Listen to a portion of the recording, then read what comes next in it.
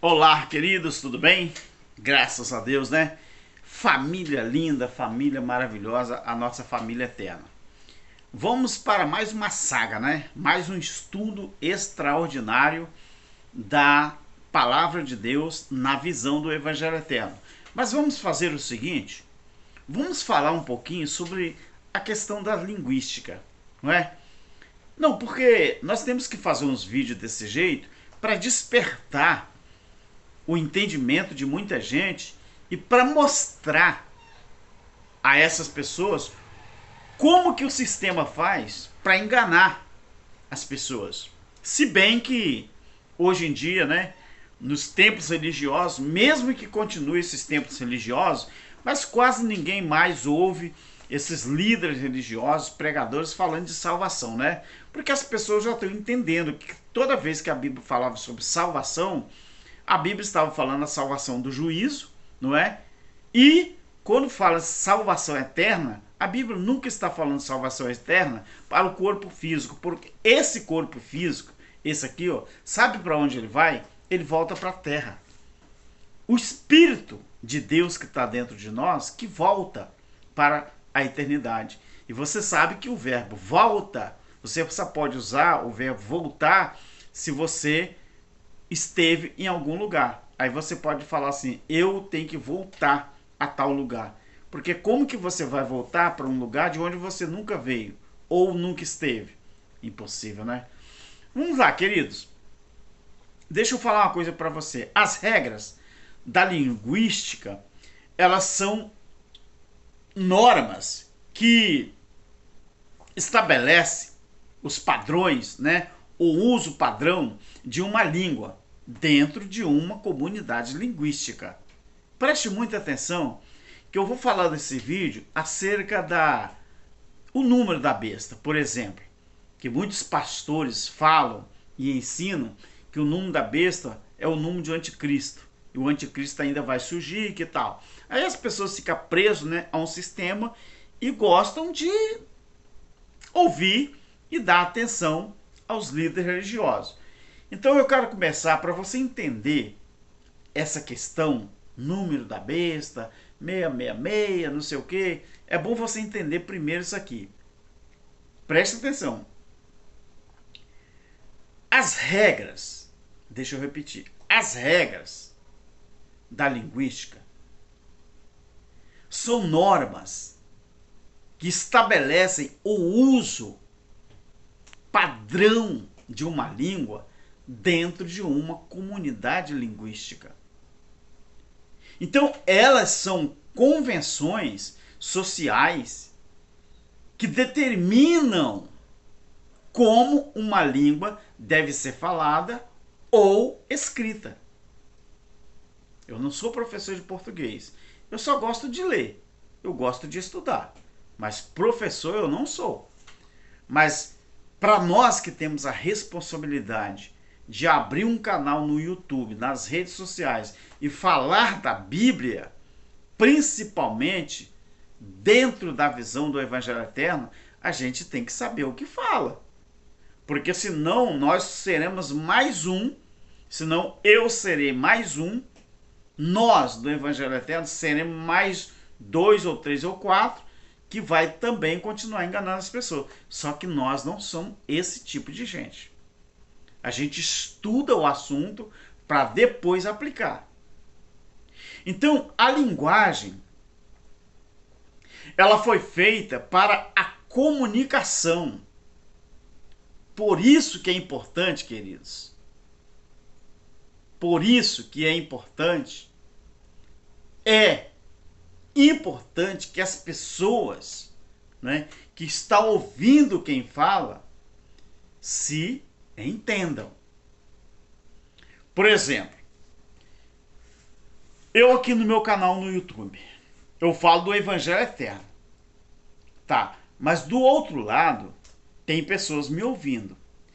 Se a pessoa não tiver o meu entendimento e o grau do conhecimento que eu tenho, como que eu espero que aquela pessoa que está do outro lado vai me entender?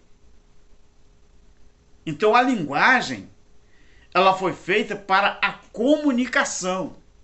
E por isso que é importante que as pessoas se entendam. Por causa da linguagem.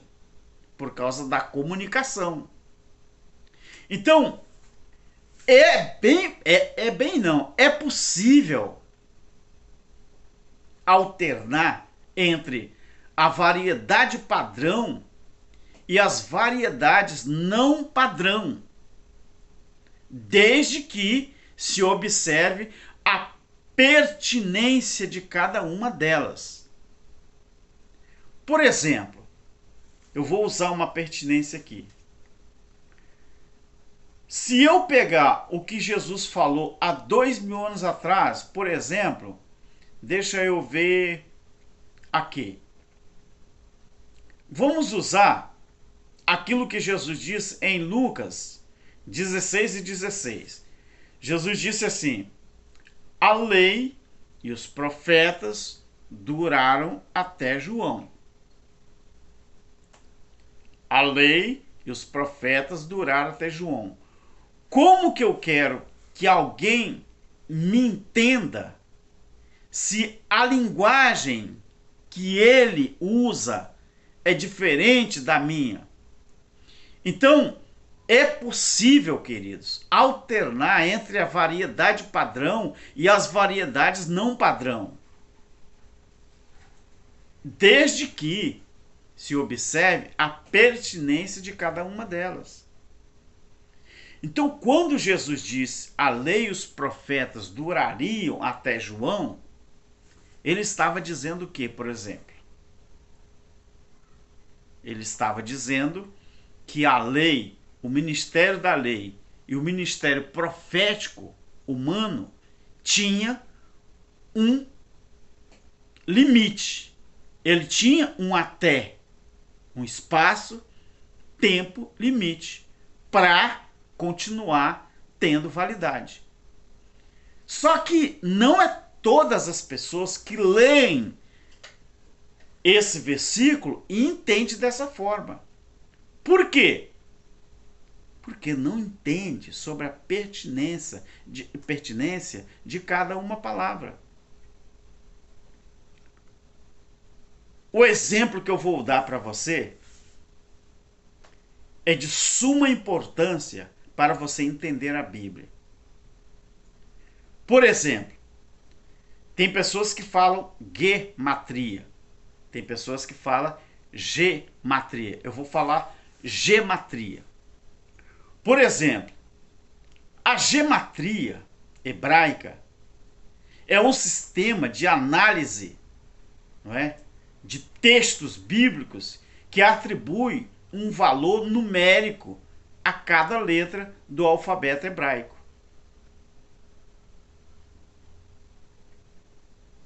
Então a gematria, ou gematria, ela é utilizada para interpretar textos bíblicos e explorar as interrelações.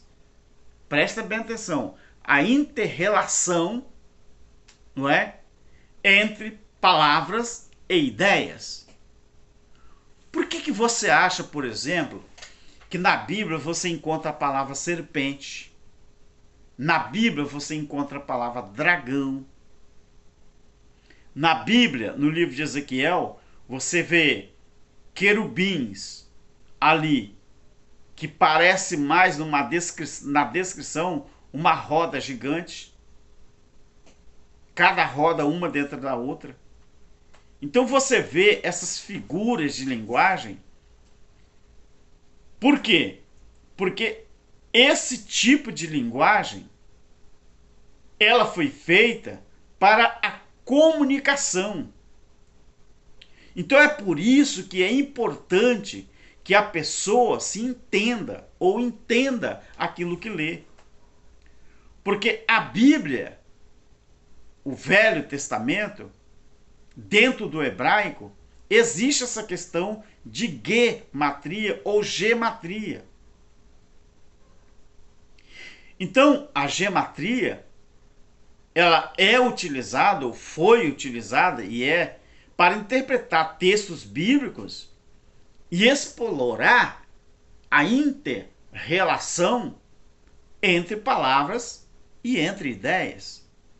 Por exemplo, quantos crentes que ainda não entendem, por não entender a linguagem que a Bíblia foi escrita, quantos crentes que ainda não entendem que quando foi anunciado que o Filho do Homem viria sobre as nuvens, do mesmo jeito que subiu, ele viria, aí as pessoas só pensam numa ideia, só pensam na questão física.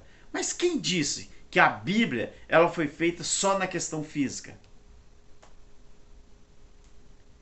Então, essa gematria do Antigo Testamento na língua hebraica, ela interpreta textos bíblicos e explora a inter-relação entre palavras e ideias. Outro exemplo que eu vou dar para você. Então, quando você lê a Bíblia, meu querido, quando você estudar a Bíblia, você, pelo amor de Deus, saia da Matrix e comece a entender que a Bíblia ela não foi traduzida só para o português. Ela foi traduzida para, não sei se é todos os países, mas pelo menos os países que a Bíblia foi traduzida, você tem que entender pelo menos um pouco da língua original dela e depois você lê na sua língua e começar a entender o porquê dessas figuras de linguagem, o porquê, não é, dessa linguagem que é tratada, porquê essas regras da linguística, essas normas que estabelecem o uso padrão de uma língua dentro de uma comunidade linguística. Outro exemplo que eu vou dar para você. Se o valor dentro da gematria, se o valor numérico de uma palavra foi igual ao de outra, pode-se traçar então uma conexão entre as duas palavras e os versículos em que elas aparecem. Então a gematria é uma ferramenta complexa que pode ser usada de várias formas. É assim que é a gematria. Eu estou falando de regras linguísticas. E isso existe também no português. Só que quando você lê nuvem no português, você não está nem aí para saber que nuvem na Bíblia muitas vezes representa juízo. Mas lá em Gênesis, não é? Quando o povo saiu do Egito, em Gênesis não, Êxodo, quando o povo saiu do Egito, que é aquela coluna de nuvem durante o dia e aquela coluna de fogo à noite, aquela nuvem de dia era para dar proteção, sombra. E o fogo à noite, aquela coluna de fogo, era para dar claridade. Então a mesma nuvem de Gênesis não é a mesma nuvem de Apocalipse. A gente agradece ao quê? A gematria. Porque lá são campos de ideias. Então a gematria ela é utilizada para interpretar textos bíblicos e explorar a inter-relação entre palavras e ideias. Preste atenção nisso aqui. Por exemplo, existe a gematria inversa, que consiste em encontrar a palavra ou frase que tem o mesmo valor numérico de uma palavra ou uma frase que é dada, que é escrita ali na Bíblia. Eu vou citar para você, por exemplo, uma coisa que talvez nem você entendeu ainda. Apocalipse 13 e 18. O que diz ali? Ó, aqui na minha Bíblia está escrito assim, ó. É pequeno o versículo, dá para ler de longe. Lá fala assim: aqui há sabedoria. Aquele que tem entendimento faz o quê? Calcule o número da besta, porque é o número de um homem. E seu número é 666. Eu disse o quê? Que a gematria ela é utilizada para interpretar textos bíblicos e explorar a inter-relação entre palavras e ideias. Na gematria, você que só pega a Bíblia ao pé da letra, você pastor, você líder religioso, professor de EBD, você que gosta de continuar enganando as pessoas, sabe de uma coisa, queridos? Eu me considero hoje um abençoado e uma pessoa que foi escolhida para reaprender a história bíblica. Eu achava que era o pregador, quando eu estava no sistema, achava que conhecia muito a Bíblia. Eu me achava o dono da cocada preta, mas tudo aquilo que eu aprendi era histérico. Lembra que Paulo renunciou a tudo que ele aprendeu no judaísmo? Eu fiz a mesma coisa. Eu queimei 8 certificados que eu achava que aqueles cursinhos ou aqueles cursos me ajudavam em alguma coisa. Na verdade, não ajudou foi em nada. E eu queimei. Aí eu fiz igual o Paulo fez. Eu me humilhei e falei assim: eu quero reaprender, eu quero reaver os meus conceitos. E eu fiz isso. Então eu li para você Apocalipse 13 e 18. Aqui há sabedoria. Olha o que faz o entendimento, o conhecimento dentro da linguística, das línguas que você deve respeitar, tanto hebraico, grego, latim, português. Mas a Bíblia que está traduzida para mim no português, será que eu lendo o português é isso mesmo que ela quer dizer? Então esse versículo, aqui há sabedoria, aquele que tem entendimento calcule o número da besta, porque é número de um homem, e o seu número é 666, ao escrever o nome de Nero César no alfabeto hebraico, sabe como que fica a equação, meu querido? Você sabe como é que fica a equação? Fica assim, ó. 200, olha o nome de Nero César. 200, mais 60, mais 100, mais 50, mais 6, mais 200 e mais 50. A equação dá o quê? 666. Sabe por quê? Sabe por quê que os romanos enxergaram Nero e colocaram o nome de besta Nero? Por causa da perseguição aos judeus, aos cristãos, e porque ele era considerado como tal. Então, besta, que você pensa que é um animal que vai surgir ainda, você caiu do cavalo, porque a gematria, ela descreve, e a equação fica do jeito que eu mostrei para você. E você sabe quem era a besta que surgiria, que já surgiu? Era Nero. Porque na equação, o número 666 é o número do imperador. Foi, na verdade, o número do imperador Nero. 666. Era ele a besta, que os romanos via ele como besta. Porque Às vezes você fala, mas besta por quê? Ele era bobo? Ele era um animal? Besta porque ele se comportava como tal.